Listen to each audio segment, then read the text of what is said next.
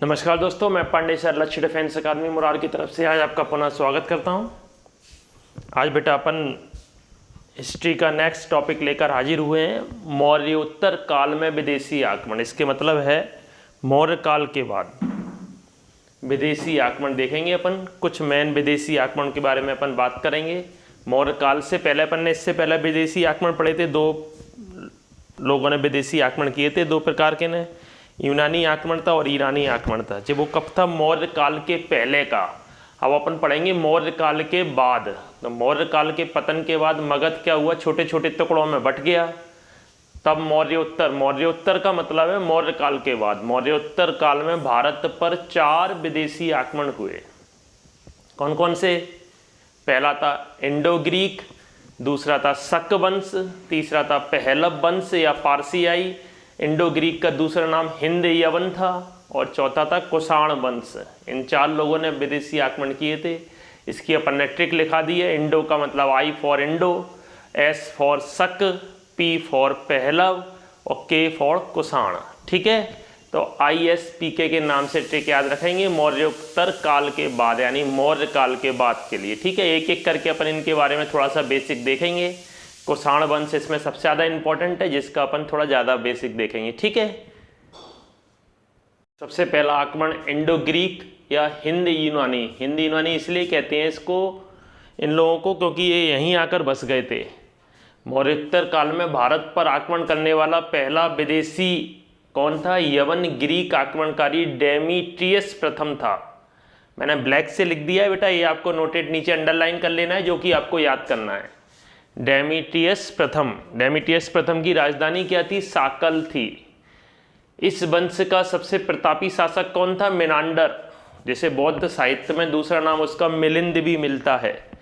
Menander किस वंश का था? तो आपको याद रखना है इंडो ग्रीक या हिंदी यूनानी वंश का, है ना। मेनांडर ने शुंग शासक, आपको बताया था इससे पहले अपन ने पढ़ाया था शुंग शासक के बारे में। पुष्यमित्र शुंग जिसके संस्थापक थे, पर आक्रमण किया था, लेकिन वो हार गया था। कौन हार गया था? मेनांडर हार गया था। ठीक है,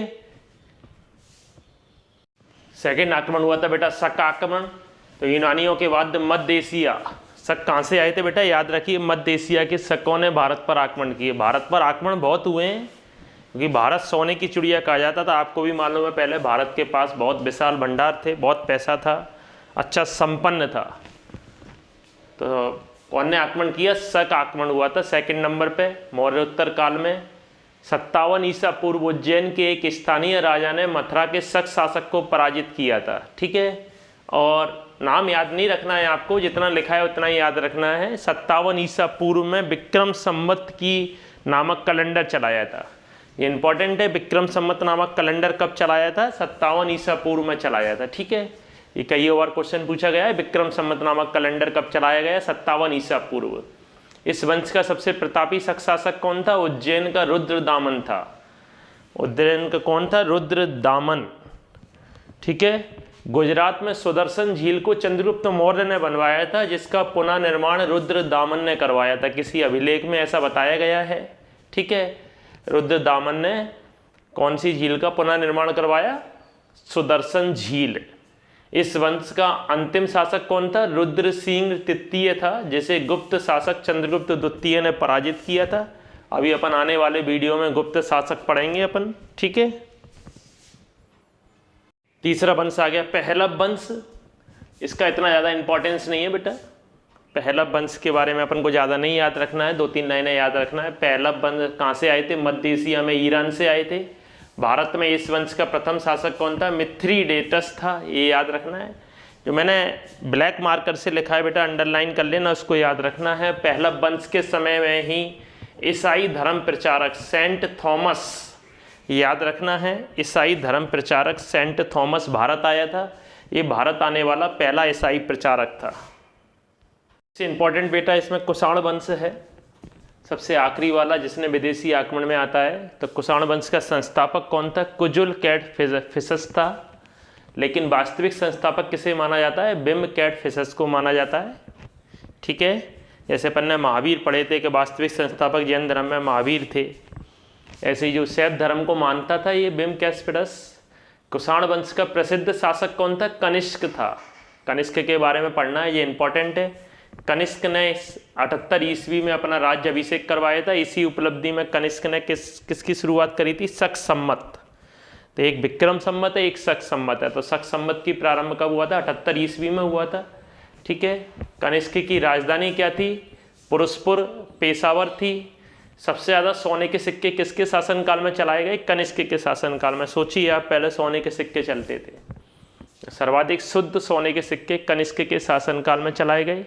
कनिष्क के समय में ही चौथी बौद्ध संगीति हुई थी, जिसमें आपको बताया था बौद्ध धर्म 2 भागों में बट गया था, हीनयान और महायान में बट गया था। ठीक है।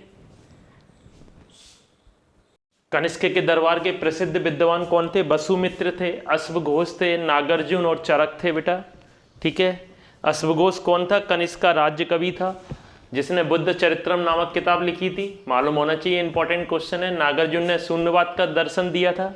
ठीक है। नागार्जुन को क्या कहा जाता है? भारत का आइंस्टीन कहा जाता है। कई बार पेपर में पूछा गया है, भारत का आइंस्टीन किसे कहा जाता है? नागार्जुन। चरक एक प्रसिद्ध आयुर्वेद ज्ञाता थे। इन्होंने चरक संहिता नामक चिकित्सा ग्रंथ की रचना की थी। और कनिष्क की मृत्यु के बाद बेटा छोटे छोटे राज्य अलग अलग बट गए थे, कोई पावरफुल नहीं रहा था। तो उसकी मृत्यु के बाद नया वंश कौन सा आएगा? गुप्त वंश, जिसको अपन नेक्स्ट वीडियो में देखेंगे। ठीक है। आज के लिए बेटा इतना ही। जय हिंद, जय भारत। आप सभी खुश रहें, स्वस्थ रहें।